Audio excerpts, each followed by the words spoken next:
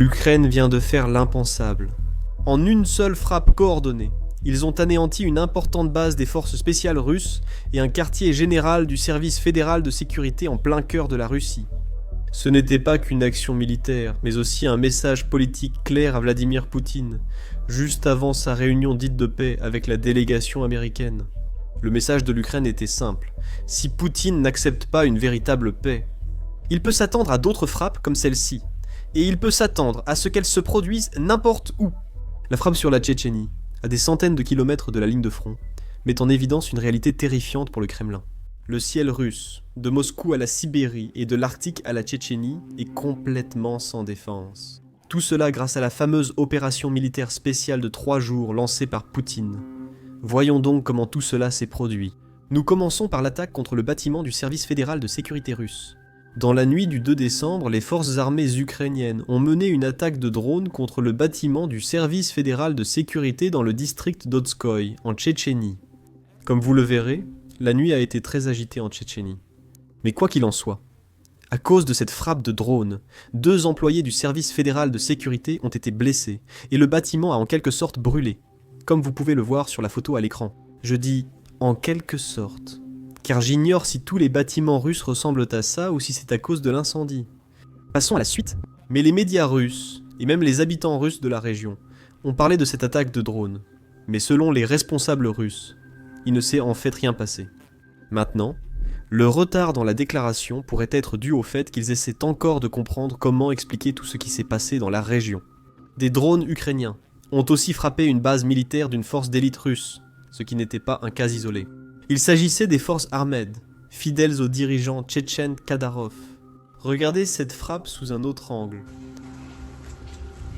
Maintenant, pour Ramzan Kadyrov, c'était clairement un coup dur car ces forces qu'on vous dit sont les siennes. Et ce sont parmi les meilleures qu'il avait. Ou, je ne sais pas combien ont survécu, mais oui, peut-être certaines des meilleures qu'il avait. De plus, cette force a combattu en première ligne en Ukraine, notamment à Kharkiv et Donetsk. Maintenant, si vous regardez la carte de la Russie, vous vous rendez compte que la Tchétchénie est en fait très éloignée des lignes de front, et elle est très loin de la frontière ukrainienne. Cela signifie qu'il y a de fortes chances que ces drones ne viennent pas d'Ukraine, mais plutôt du Kazakhstan, qui est très proche de la région tchétchène. C'est quelque chose qui inquiète vraiment les propagandistes russes, parce que cela signifie que l'Ukraine est capable de lancer des drones depuis des zones que la Russie ne protège tout simplement pas. Et en plus de cela, si vous avez regardé les vidéos d'hier, vous le savez. Poutine a dépouillé tout le pays de ses défenses aériennes, et déplace toutes les défenses aériennes qu'il possède pour protéger la ville de Moscou. Cela signifie que des régions comme la Tchétchénie et le Daghestan sont complètement sans défense, et cela pourrait créer des problèmes auxquels Poutine ne pense peut-être pas. La Tchétchénie n'a jamais aimé être sous la Fédération de Russie. C'était pareil pour le Daghestan, à une époque. S'il voit qu'ils ne tirent aucun avantage à être dans la Fédération, Poutine les abandonne simplement. L'économie russe est en train de s'effondrer. Donc, Poutine ne peut en réalité plus financer ces régions, et leur donner le budget qu'elles recevaient depuis une vingtaine d'années. Peut-être qu'ils se demanderont s'ils veulent rejoindre la Fédération de Russie. Concernant les forces tchétchènes, ces derniers jours ont été particulièrement difficiles pour elles. Parce qu'il y a seulement 2 jours, l'Ukraine a tendu un autre piège aux forces tchétchènes, qui commençaient à se surestimer. Voici la séquence du piège des forces ukrainiennes. Cela s'est produit le 28 novembre, donc il y a seulement 3 jours, et cela a eu lieu dans la région occupée de l'oblast de Zaporijia. La zone visible est un lieu fréquenté par les unités tchétchènes pour vendre du diesel volé. Je ne sais pas à qui ils le vendent, mais nous savons que c'est la zone qu'ils utilisent pour conclure l'affaire et qu'ils l'utilisent régulièrement.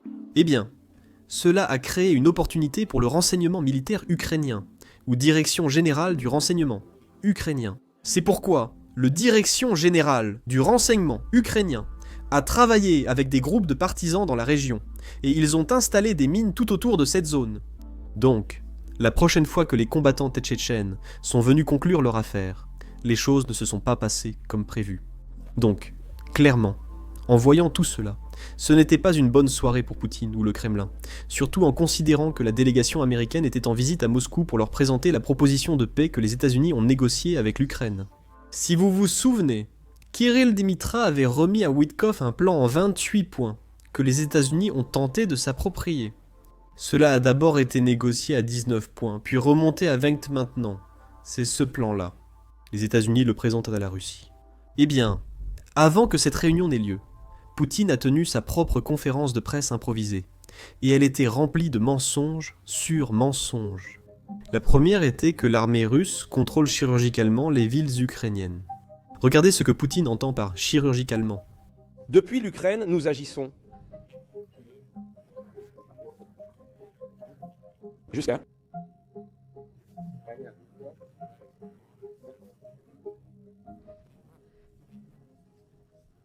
Il a ensuite accusé les dirigeants européens de bellicisme. Mais la dernière fois que j'ai vérifié, ce sont les soldats russes qui sont illégalement en Ukraine, et les soldats européens sont loin d'être présents. Néanmoins, Poutine voulait cela comme une sorte de mise en scène pour pouvoir refuser l'accord de paix et tout rejeter sur l'Europe. Écoutez bien. Troisièmement, ils n'ont aucun programme de paix. Ce sont des va-t-en-guerre. Ils essaient. Même lorsqu'ils essaient, soi-disant, d'apporter quelques changements, quelques ajustements à la proposition du président Trump, tous ces changements n'ont qu'un seul objectif en tête. Ils visent Anéantir. à bloquer et à mettre un terme à ce processus de paix. Ils essaient de faire des demandes qui sont inacceptables pour la Russie. Ils le comprennent. Et ensuite, plus tard, ils essaieraient de blâmer la Russie, d'accuser la Russie d'avoir arrêté ce processus de paix. Ce sont leurs objectifs, et nous pouvons le voir clairement. En réalité, si l'armée européenne était réellement en Ukraine, Poutine sauterait par la fenêtre de son appartement. Je suppose que c'est pour ça qu'il n'a pas de fenêtre dans son bureau. Poutine a de toute façon affirmé devant le monde que les Européens refusaient la paix.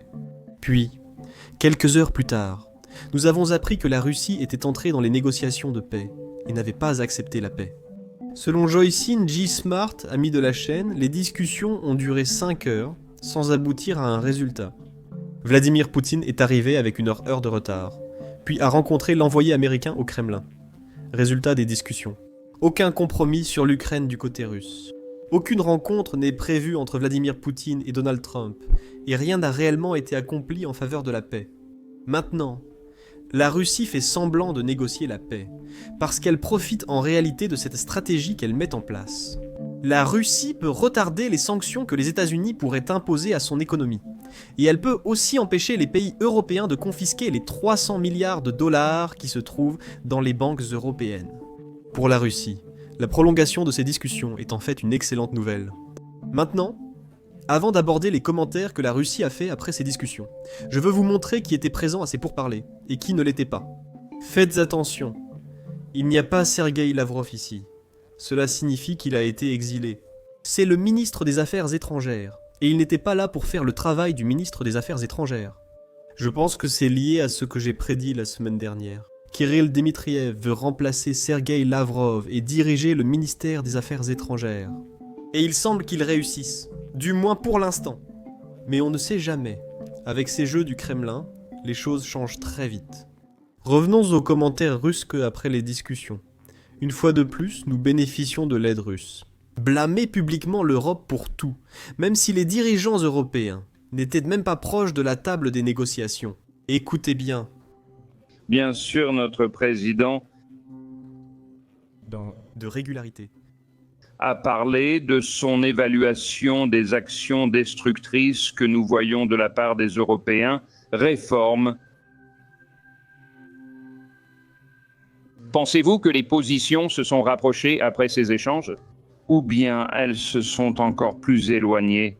Eh bien, nous ne nous sommes pas davantage éloignés les uns des autres, ça c'est sûr.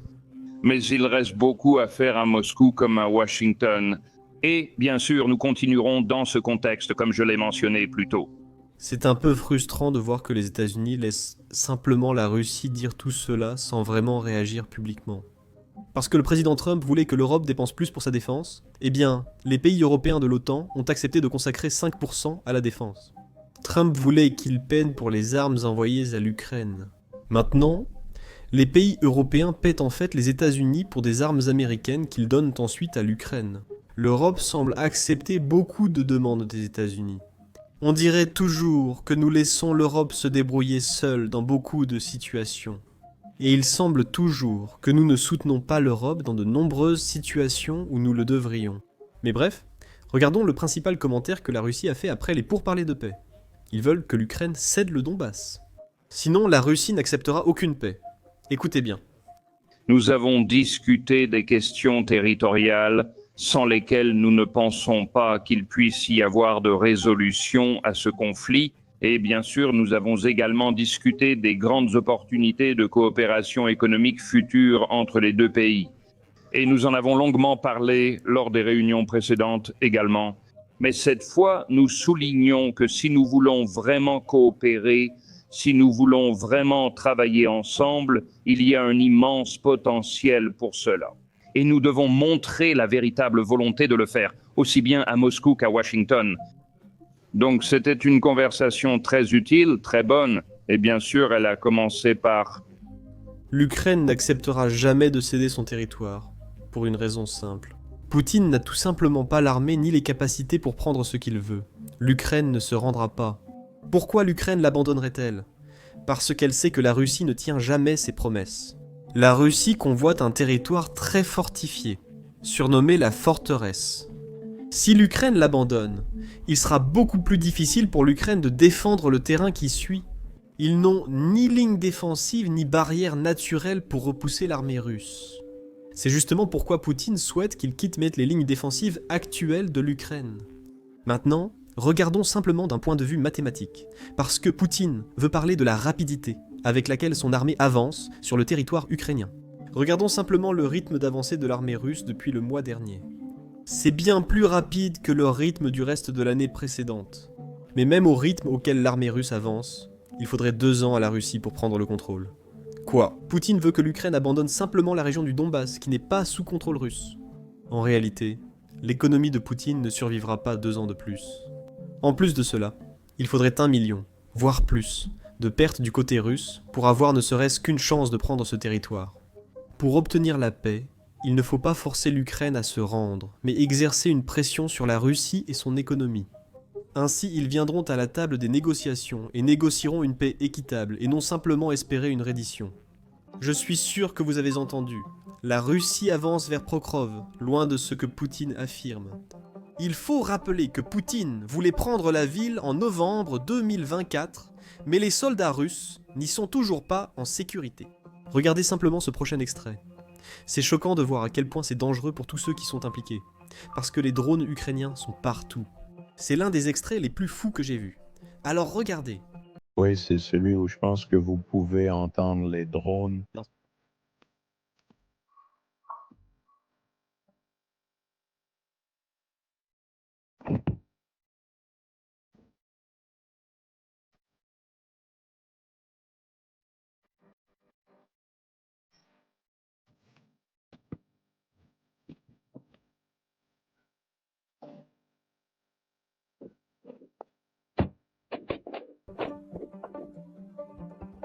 Oui, le son n'est pas vraiment passé. Tu l'as fait ? Eh bien, en tout cas, pas dans mes écouteurs, mais ça va probablement passer dans l'enregistrement. Mais tu entends ce bruit strident. Oui. Au moins 3 drones ont probablement frappé ici. Je crois que ces gars étaient dans un conteneur d'expédition.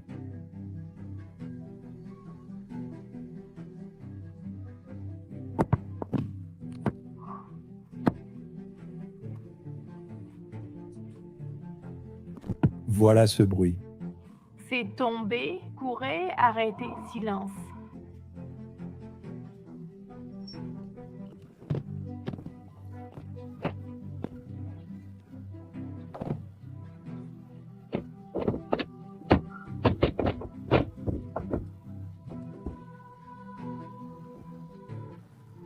C'est le même gars qui criait « battez ».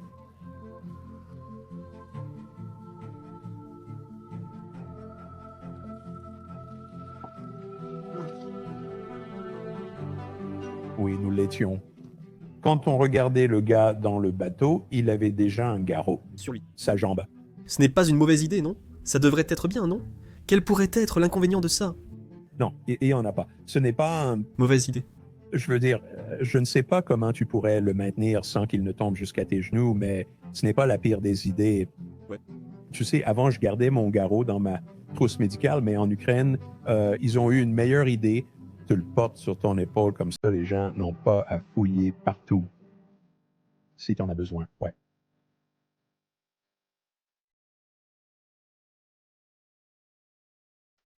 Eh bien, le mauvais côté pour ces gars, c'est qu'ils ont eu 3 drones qui ont frappé cette maison et il y a un drone au-dessus qui surveille et ils n'ont vu personne sortir. Donc, ils vont continuer à frapper cette cible. Et il y a un gars qui est blessé. Il y a une règle qu'on a chez les SEALs. On n'envoie jamais une seule personne. Nulle part. Il y a... Toujours un copain de nage. Et le plus petit nombre d'hommes sur le terrain capables de se soutenir mutuellement et d'évacuer un blessé, c'est 3. Souvent, il en faut 4.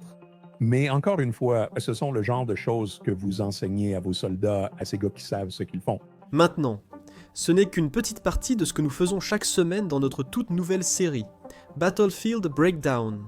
Malheureusement, nous ne pouvons pas publier beaucoup de ces extraits sur YouTube, car la plateforme restreindrait ou supprimerait nos vidéos. C'est la réalité de la guerre moderne, et il est important d'en parler. C'est pourquoi nous avons créé notre propre plateforme, Basics Insider. Nous l'avons construite à partir de 0, donc nous n'avons aucune restriction. Personne ne nous dit ce que nous pouvons couvrir ou non. Nous ne diffusons pas non plus de publicité. De cette façon, nous n'avons pas à nous soucier de ce qu'un annonceur approuverait ou non. Nous faisons fonctionner ce site grâce à votre soutien. Donc, si vous êtes quelqu'un qui aime regarder ce genre de vidéos et qui s'intéresse à des sujets que YouTube ne veut pas que nous abordions, alors vous devriez vraiment jeter un œil à notre site.